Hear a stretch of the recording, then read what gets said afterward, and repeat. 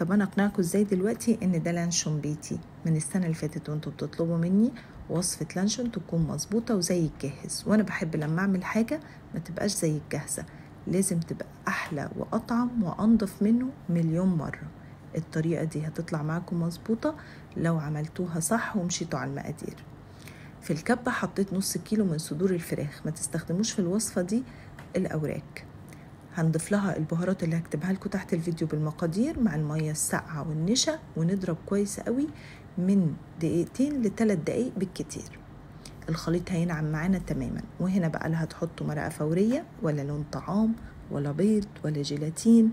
انا عملت وصفات كتير من المنتشرة على السوشيال ميديا وللأسف ولا واحدة نجحت. اللي تماسكت وطلعت كويسة كان طعمها سيء جدا وما كانش فيه اي طعم للفراخ فيها.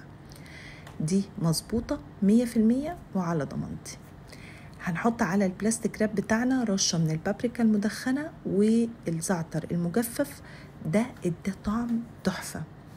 ولفيته كويس قوي كده بعد ما شكلته وبليت ايديا بمية عشان ما يلزقش، ولفيته كويس كده زي البونبونية. انا سويته في حلة البخار على النار لمدة ساعة لساعة و5 دقايق.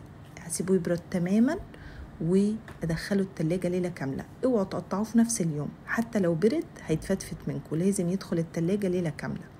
ممكن بقى لو هتقطعوه في البيت قطعوه بسكينة مشرشرة هيطلع معاكم حلو، بس انا حبيت اخده على السوبر ماركت واقطعه واحطه في اطباق واغلفه علشان الولاد لما يشوفوه يفتكروا انه جاهز، واشوف رد فعلهم ايه. وعجبهم جدا جدا، كان طعمه تحفة. لازم تجربوه.